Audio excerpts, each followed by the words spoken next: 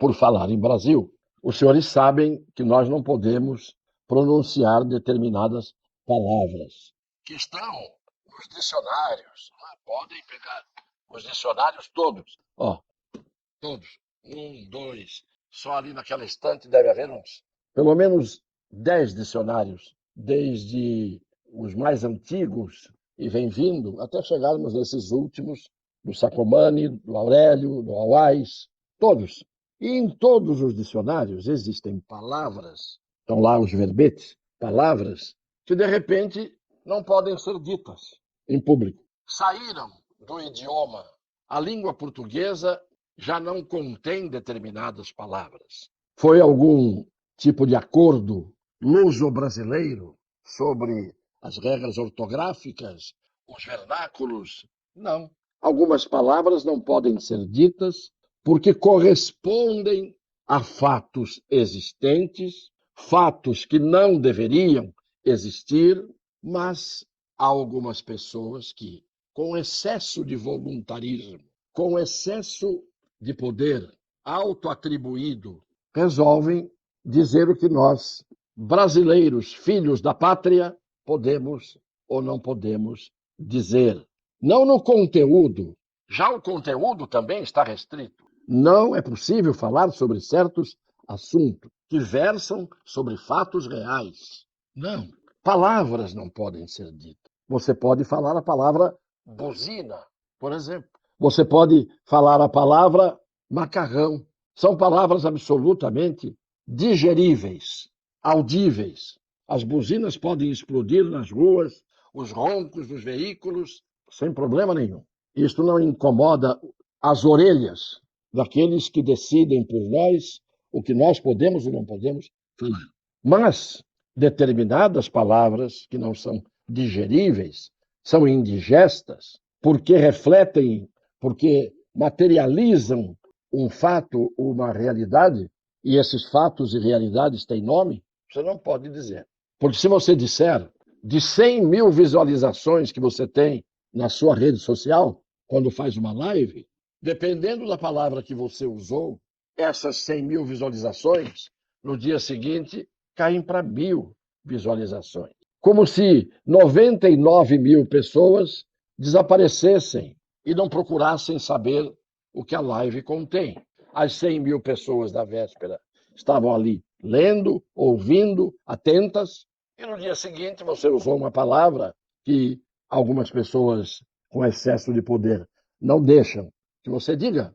Então, você é calado, ou pelo menos as redes sociais mostram, as plataformas mostram que você tinha na véspera 100 mil pessoas te vendo numa live, e no dia seguinte isto mira para 1.000 pessoas. Isto é sinônimo é que no Brasil de hoje há uma palavra que poderia, se pudesse ser dita, definir esse fato em que você não está podendo ter a liberdade de dizer o que a Constituição diz que você pode dizer, o que as leis dizem que você pode dizer. Mas o que vale a Constituição?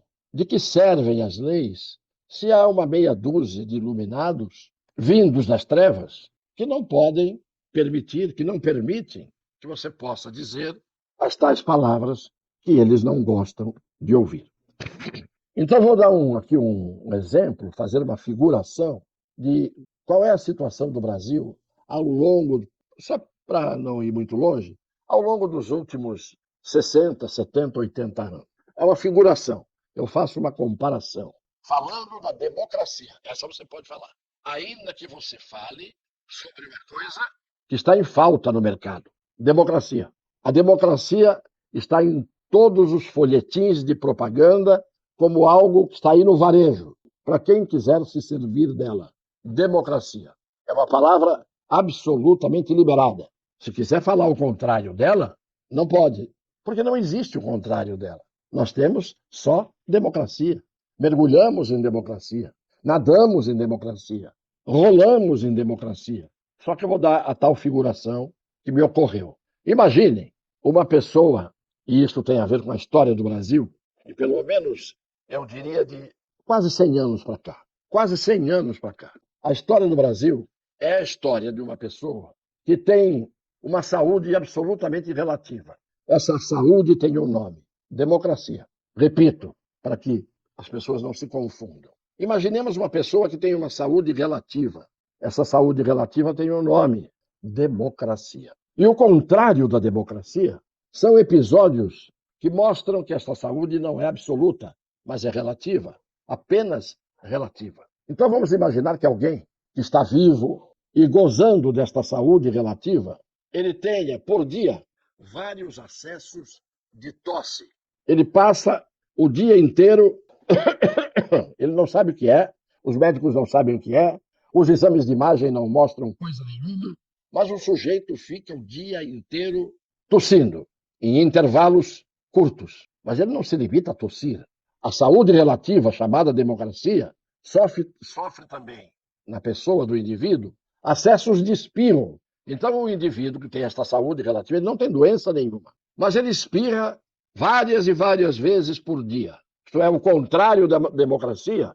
Durante a vida deste sujeito, e eu falo do Brasil de quase 100 anos, estou falando de uma pessoa que passou a vida, desde que nasceu, com essa saúde relativa, tendo o contrário da democracia, que é a sua saúde. Está vivo, o coração batendo, os pulmões fazendo sua função, o fígado, o rim, as glândulas, o cérebro, mas ele tosse o tempo todo. Passam 2 minutos, ele tosse de novo. E no intervalo entre uma tossida e outra, ele dá 4 espirros, daqueles espirros que você não tem tempo de respirar, porque eles vêm em seguida.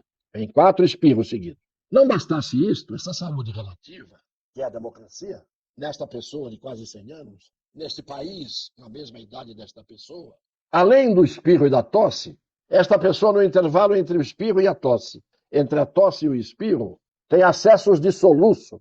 Então é tosse, intervalinho, soluço, o intervalinho, espirro, o intervalinho, mas a pessoa está viva e não há nenhuma doença diagnosticada. Só tem soluço, só tem tosse, só tem espirros sucessivos, com alguns intervalos de não ter nada disso, e, portanto, esta pessoa tem uma saúde que dura quase 100 anos. Agora, perguntem a esta pessoa que passou quase 100 anos, tossindo, espirrando e soluçando em intervalos breves, se ela teve bem-estar, se ela se sentiu saudável. O que eu queria fazer hoje aqui era essa figuração.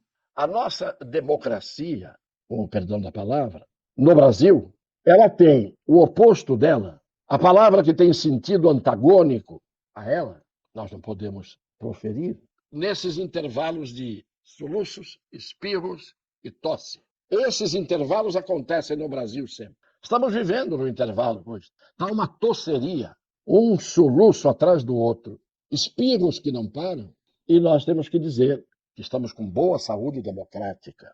Por quê? Porque alguns doutores em medicina constitucional dão um atestado dizendo que está tudo bem com a história contemporânea do Brasil, que estamos todos gozando da plena saúde, da liberdade pulmonar, das garantias individuais cardíacas, tudo preservado. Há hoje uma medicina, não estou falando dos médicos, isto é uma ironia, há hoje uma medicina que determina o que é a nossa saúde, que saúde nós podemos ter, e que somos obrigados a ter uma saúde decretada por eles, desde que tenhamos que suportar soluços, espirros e tosses, além de episódicas ejaculações, que também não duram o tempo todo, para que a gente ache, porque é conveniente que assim seja, que nós temos uma saúde democrática. E não há nenhum tipo de ameaça a esta saúde democrática. Que esta saúde democrática, ela é imune. Ela é tão imune como o corpo padece e pode até ir à morte pelas tais doenças autoimunes. A nossa imunidade, e isto tem um sentido amplo, está perdendo cada vez mais a sua capacidade de resistir aos espirros, às tosses, aos soluços que emanam daqueles que têm excesso de poder. Peguem esses dicionários que são mais completos, mais antigos, mais duradouros, para o antes e para o depois. Peguem os dicionários e vejam lá aquela palavra que é o oposto da palavra democracia.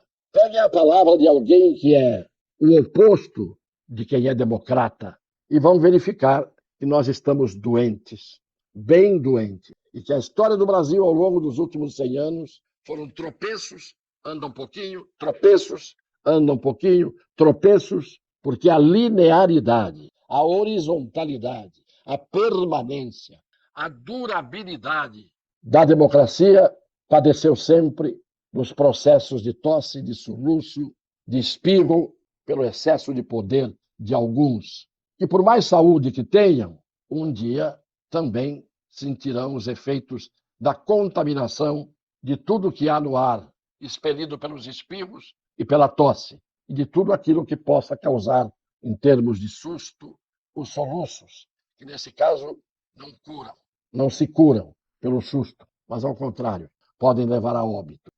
Acho que eu consegui dizer tudo aquilo que eu queria, usando as palavras que me são permitidas, nessa quantidade imensa de verbetes e palavras que a gente lê, quanto pôde a vida toda, para aprender que a língua portuguesa hoje está castrada e mutilada pela falta da liberdade para a gente dizer aquilo que, com as palavras que existem na língua portuguesa, mostrariam a nossa opinião.